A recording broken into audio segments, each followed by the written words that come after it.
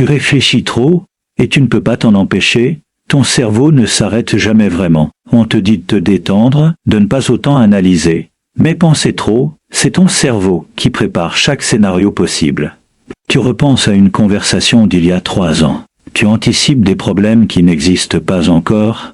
Ton esprit agité est un signe de profondeur, pas de faiblesse. Tu détestes les conversations superficielles, sincèrement.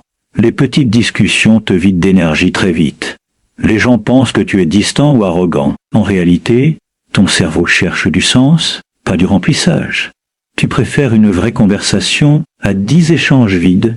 Tu ne fuis pas les gens, tu fuis le faux-semblant. Tu doutes de toi plus que quiconque ne le sait. Tu remets constamment en question tes propres idées. De l'extérieur, tu parais sûr de toi. À l'intérieur, c'est le chaos. Les personnes très intelligentes voient la complexité là où d'autres voient du simple. Tu sais assez pour savoir ce que tu ne sais pas encore. Ce doute n'est pas une faiblesse, c'est de l'honnêteté intellectuelle. Tu t'ennuies vite, dangereusement vite. La routine te pèse comme une prison. On te dit que tu es instable ou peu sérieux, mais ton cerveau a besoin de stimulation comme un corps a besoin d'eau. Tu commences 10 projets. Tu t'emballes pour une idée, puis l'étincelle s'éteint. Tu n'es pas inconstant, tu es un esprit qui grandit plus vite que les choses.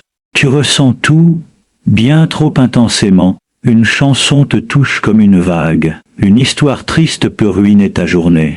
On te dit d'être plus solide, moins sensible. Mais les recherches relient l'intelligence élevée à l'intensité émotionnelle. Tu ressens l'art, la douleur, la beauté, l'injustice, à plein volume. Ressentir profondément, c'est une force, pas une faille. Tu éloignes les gens sans le vouloir. Tes exigences sont élevées pour toi, pour les autres aussi. On dit que tu es trop intense, trop compliqué. Mais tu n'es pas difficile à aimer, tu es difficile à comprendre rapidement. Tu as besoin de gens capables d'aller en profondeur. Et ça, c'est rare. Tu n'es pas trop. Tu n'as juste pas encore trouvé les tiens. Tu te sabotes juste avant de réussir. Tu approches du but, puis tu recules. Les gens pensent que tu es paresseux ou autodestructeur. Mais la vraie raison, c'est que ton cerveau a peur d'être vraiment vu. Si tu donnes tout et que tu échoues quand même, ça fait mal pour de vrai. Alors tu retiens. Ta prudence, c'est souvent la peur qui porte un masque de raison. Conclusion. Voilà la vérité que personne ne dit aux esprits brillants. Ce qui te rend difficile à comprendre te rend extraordinaire. La surréflexion, l'intensité, tout ça vient du même esprit puissant. Imagine-toi enfin comprendre pourquoi tu es comme tu es, et te choisir quand même.